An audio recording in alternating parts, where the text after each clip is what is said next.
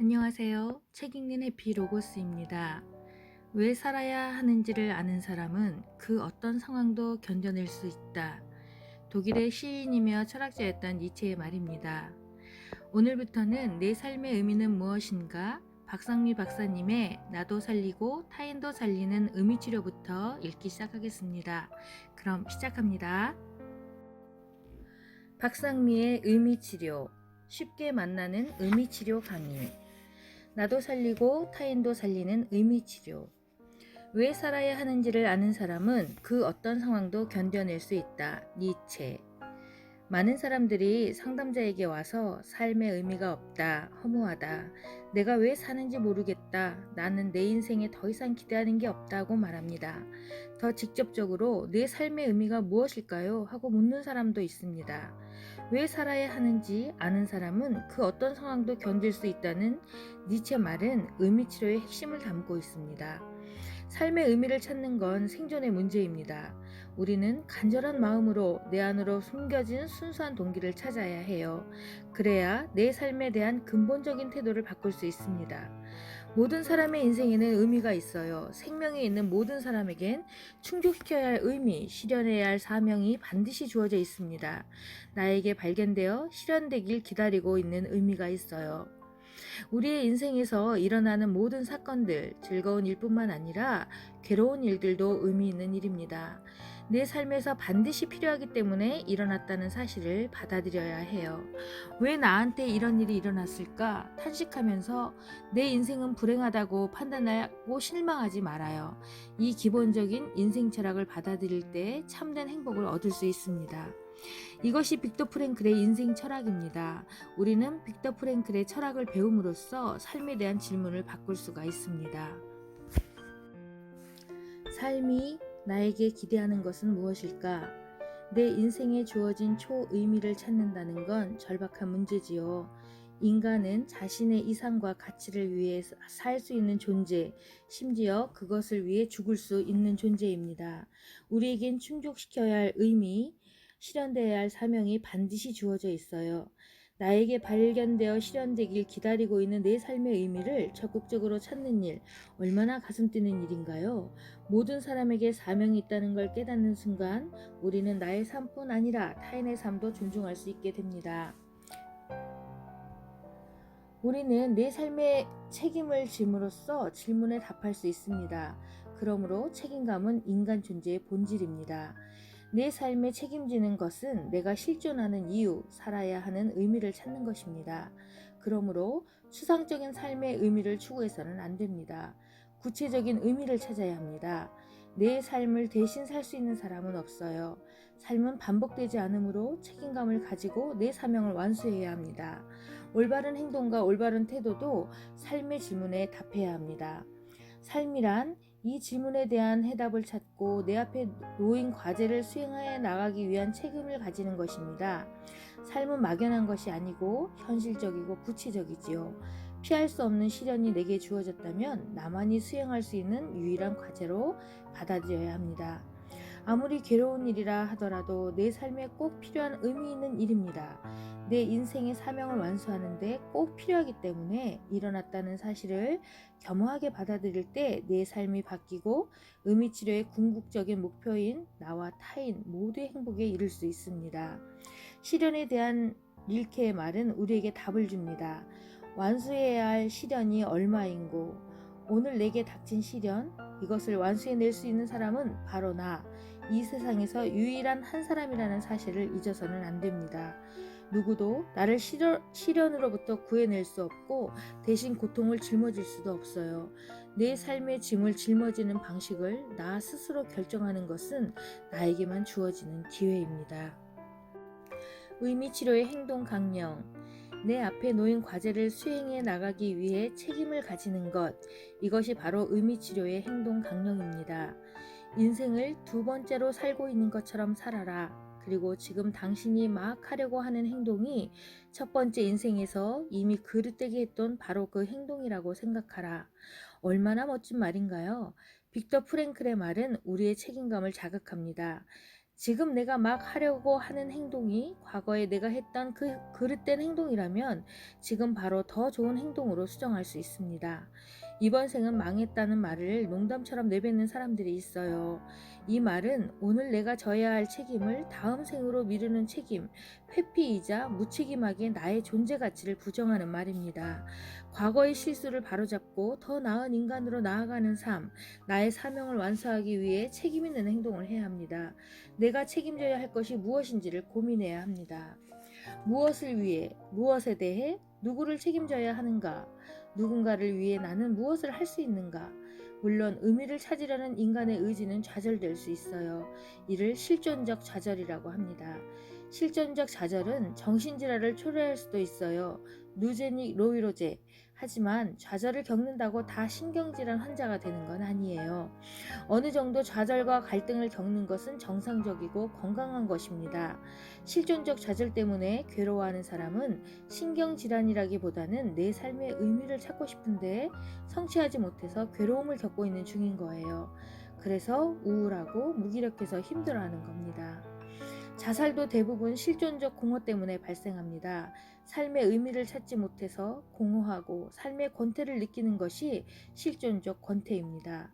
우울증, 공격성, 중독증, 원인이 무엇인지 알려면 실존적 공허에 대해 먼저 이해해야 합니다.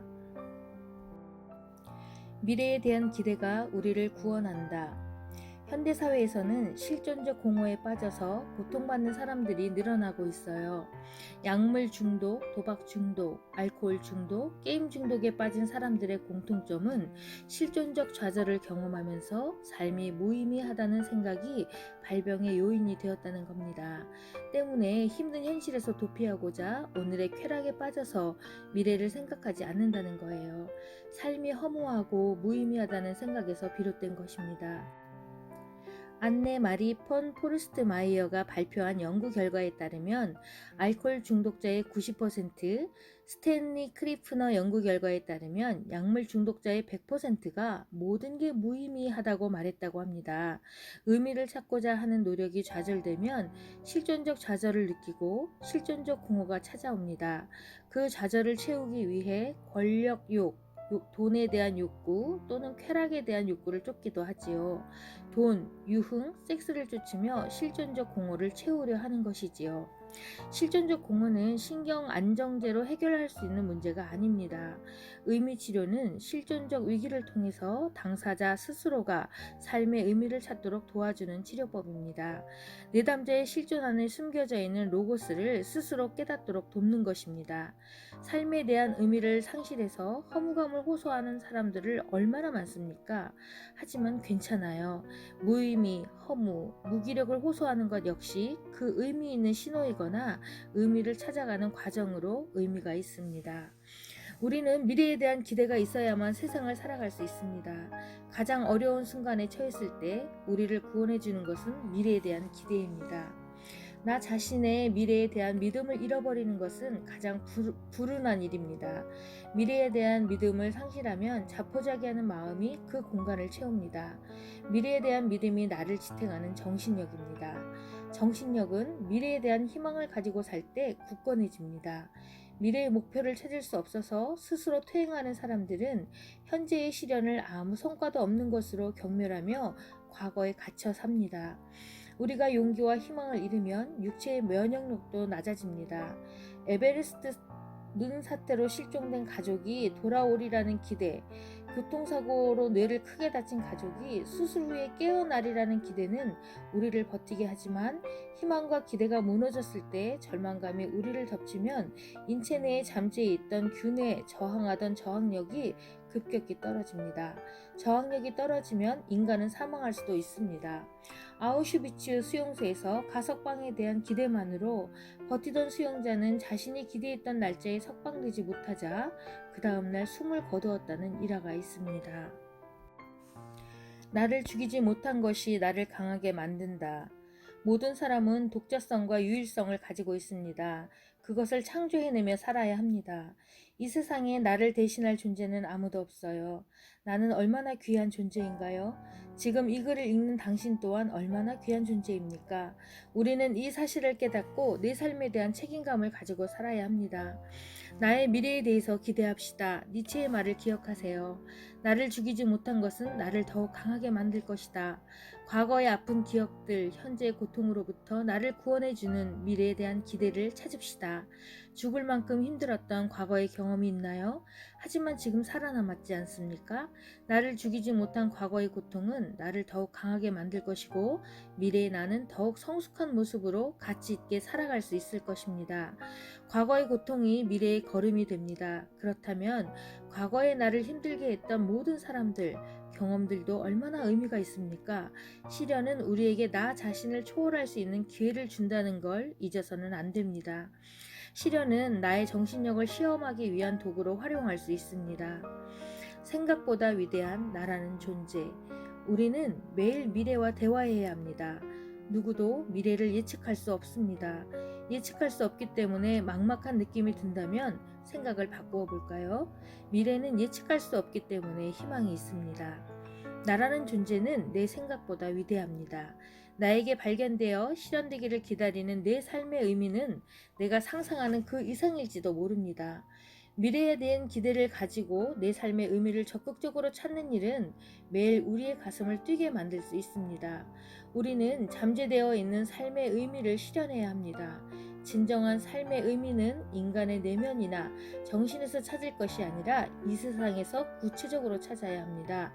자기 자신만의 것이 아닌 더 높고 넓은 곳을 지향해야 합니다.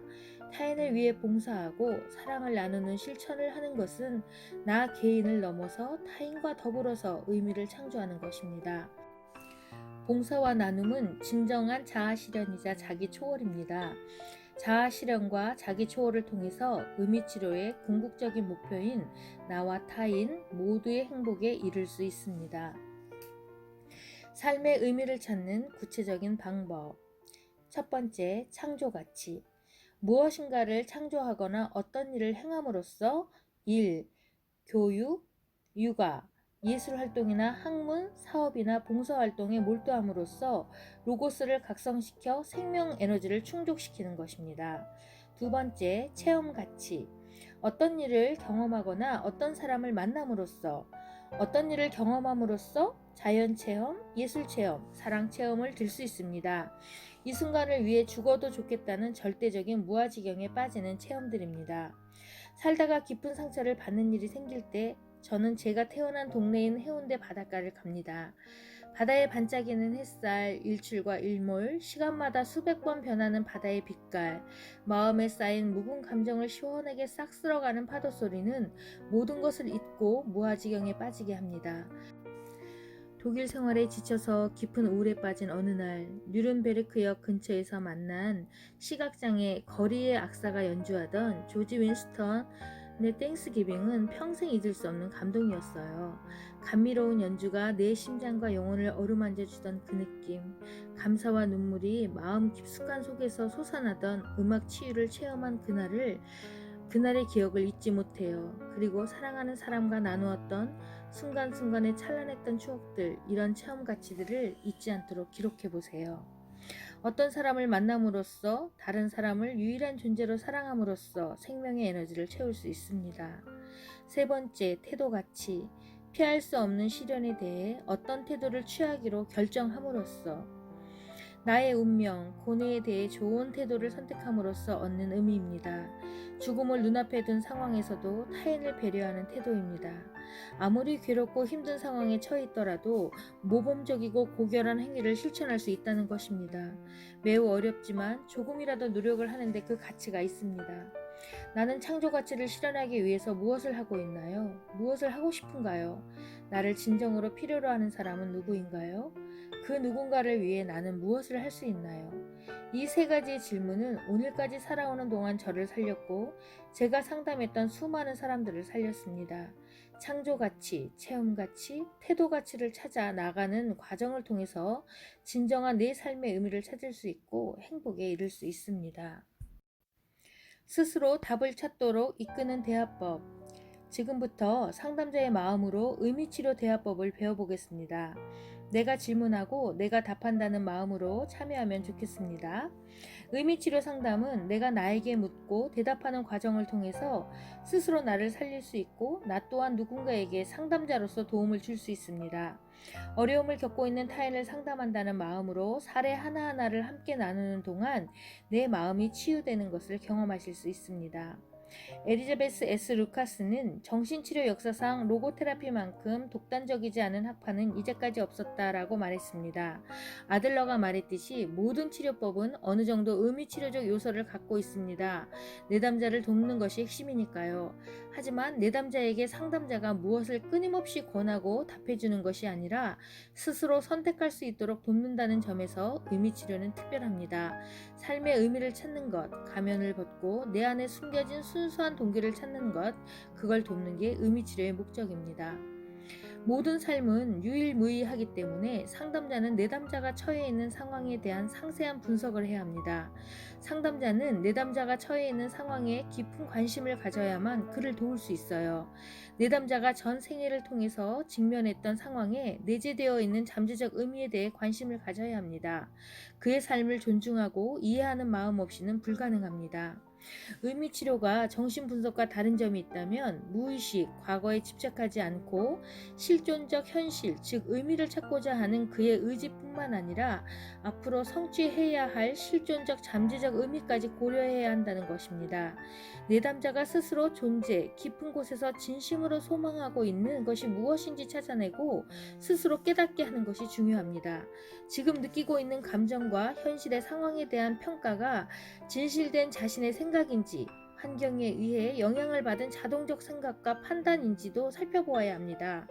내담자가 진심으로 추구하는 의미와 가치를 발견할 수 있도록 도우려면 질문을 통해서 그가 추구하는 가치 순위를 스스로 매겨보도록 안내할 수 있습니다. 가치 위계 평가. 제가 만난 김지민 씨, 가명 33세 회사원은 불안과 불면증 때문에 어려움이 많이 있었습니다. 자신이 워킹맘으로서 너무나 능력이 부족하다고 자책하며 어린 딸에게 죄책감을 가지고 있었죠. 그녀의 이야기를 듣는 동안 진실로 그녀가 추구하는 가치는 딸에게 좋은 엄마가 되는 것이 전부가 아니라는 걸 알게 됩니다. 저는 나쁜 엄마예요. 퇴근하고 돌아오면서 딸을 어린이집에서 데리고 와요. 씻기고 먹이고 재우는 시간 동안 아이에게 너무 심하게 제가 짜증을 내요. 빨리 재우고 저도 책 보고 쉬다가 자고 싶은 마음밖에 없어요. 좋은 엄마가 되지 못하고 짜증을 많이 내서 죄책감이 들어요. 계약직 교수인 남편은 자기 공부하느라 육아를 도와주지 않아요. 석사 과정 때까지는 제가 더 우수하다는 평가를 받았었는데 결혼하면서 제가 공부를 포기했어요. 남편은 계속 공부를 했고 꿈을 이루었죠. 하지만 저에게 고마움을 모르고 육아도 안 도와줘요. 아이는 밤마다 계속 책을 읽어달라고 조르고 10권도 넘게 읽어줘야 만족하면서 잠이 들어요. 아이가 잠을 늦게 자니까 매일 짜증이 쌓이는 것 같아요. 짜증을 많이 내서인지 불면증도 심해졌어요. 사는 게 매일 똑같고 왜 사는지 모르겠어요. 이렇게 나이 들고 늙을까봐 불안해요. 지민씨 정말 힘들었겠어요. 온종일 일하고 퇴근하면 육아를 혼자 다 책임지고 있으니 얼마나 힘들었겠어요. 아이가 잠들 때까지 책을 10권도 넘게 읽어주다니. 아이가 책을 좋아하나 보죠? 네, 책을 좋아해서 읽어줘야 해요. 힘들어도 아이가 만족할 때까지 책을 읽어주는 엄마 정말 대단하다는 생각이 드는데요. 아이가 원하는 만큼 책은 충분히 읽어주려고 노력은 해요. 잠들 때까지 책을 읽어주는 엄마 덕분에 아이는 행복할 것 같아요. 퇴근 시간 이후에 이렇게 시간을 보낸다면 참 의미 있는 시간을 보낸 게 아닐까요? 하지만 제가 아이에게 짜증을 내니까 그게 나쁘죠. 왜 짜증이 많이 나는 걸까요? 아이가 빨리 안 자니까요. 아, 빨리 재우고 책 보면 쉬고 싶다고 하셨죠? 네, 저도 책을 읽고 싶어요. 남편과 같이 공부를 하셨다고요? 네, 지도 교수님께도 제가 더 인정받았었는데 공부를 포기한 게 후회돼요. 지민 씨는 공부에 대한 열정과 능력이 많은 사람이군요. 그래서 남편에게 자꾸 화가 나요. 잊고 있었는데 제 얘기를 계속하다 보니까 남편에 대한 원망 때문에 제가 화가 많이 나 있는 것 같다는 생각이 드네요. 나는 아이랑 씨름할 때 자기는 혼자 공부하니까, 나는 발전 없이 매일이 그대로인데 남편은 매일 발전하고 있으니까. 지민 씨도 공부를 더 하고 싶으신 거예요? 아휴, 지금은 그럴 처지가 못 돼요. 육아도 제대로 못하면서 어떻게 공부를.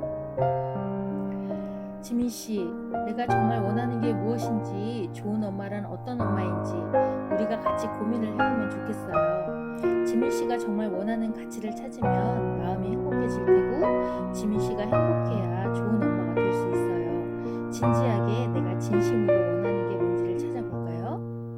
다음 주에 우리가 만났을 때도, 그 다음 주에 우리가 만났을 때도 지민 씨는 같은 말만 반복했습니다. 제가 정말 원하는 게 좋은 엄마가 되는 거? 그렇게 되지 못해서 짜증나고 불안하다고만 생각했는데 그게 아닌 것 같기도 해요. 혼란스러워요. 지금은 제가 진심으로 원하는 게 무엇인지 정말 모르겠어요. 답답해요. 괜찮아요. 이 과정을 거쳐야 진심으로 자기가 원하는 가치를 찾을 수 있어요. 꼭 필요한 고민이고 의미 있는 고민이에요. 본인이 진심으로 추구하고 싶은 의미와 가치에 대해 평가를 실시했을 때 첫 번째가 자아 실현이라는 게 발견되었습니다.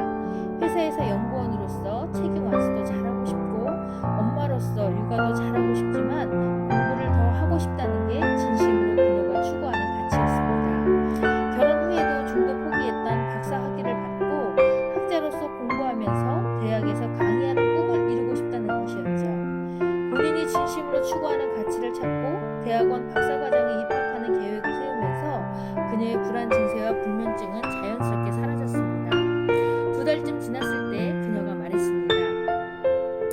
저도 내년에 박사과정에 입학하려고요. 토요일에 온종일 수업하는 대학원을 찾았어요. 제 계획이 구체적으로 세워지니까 남편에게도 구체적인 협조 요청을 할 수 있게 되었어요. 속으로만 화를 내다가 저의 욕구를 솔직하게 남편에게 말하니까 남편도 저를 돕겠다고 말해줬어요. 그동안 제가 말을 안 해서 몰랐다고, 진심으로 미안하다는 사과도 받았고요. 공부하는 엄마의 모습을 아이에게 보여줄 수 있어서 자랑스럽고, 하고 싶었던 공부를 시작하게 되니까 짜증도 덜 내게 되네요. 요즘은 아이에게도 많이 웃어주게 돼요. 참 잘하셨어요. 행복한 엄마가 좋은 엄마예요. 상담자는 로고 힌트를 통해서 내담자를 도울 수 있습니다. 삶의 의미는 만드는 것이 아니라 발견하는 것입니다. 삶의 의미는 태어날 때부터 존재하며 손상되지 않습니다. 구름에 가려져 잘 보이지 않을 뿐이지요. 그 구름을 거두어 주는 것이 바로 로고 힌트입니다. 정신분석을 받아본 사람은 공감하실 겁니다. 정신분석을 받는 동안 환자는 침대에 누워서 의사에게 하기 거북한 말들을 해야 합니다. 하지만 의미치료 상담은 내담자가 스스로 답을 찾아 나가도록 대화를 이끌어 나갑니다. 상담할 때 기억해야 할 사항을 정리해 볼까요? 로고스, 인간 존재의 의미는 물론 그 의미를 찾아가는 인간 의지에 초점을 맞춘다. 과거의 고통을 묻고 자기 성찰을 요구하지 않으려 노력한다. 내담자의 미래에 초점을 맞춘다. 내담자가 삶의 의미와 직접 대면하고 스스로의 삶의 의미를 깨우치고 찾을 수 있도록 안내해야 한다. 의미치료 상담자는 판단을 내려주는 사람이 아닙니다.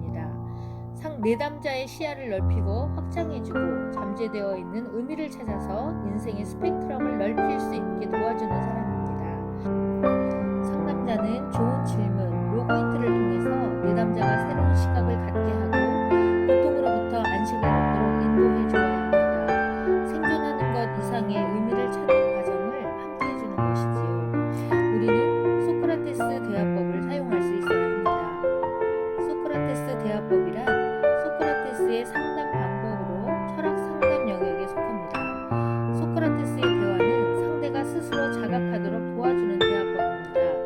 산파술이라고도 불리는 그의 질문법은 아이를 낳을 때 옆에서 도와주는 산파처럼 상대가 깨달음을 얻을 수 있도록 질문을 통해 도와줍니다. 소크라테스 대화법에서 가장 중요한 것은 상대에게 답을 제시하지 않는 것입니다. 상대가 스스로 답을 찾도록 도와주는 게 핵심이지요. 상대방이 알고 있다고 생각하는 것에서 질문을 시작해서 스스로 모순을 깨닫게 합니다. 자신의 무지를 지각하고 의미와 가치를 찾아가도록 질문을 도와주는 것입니다.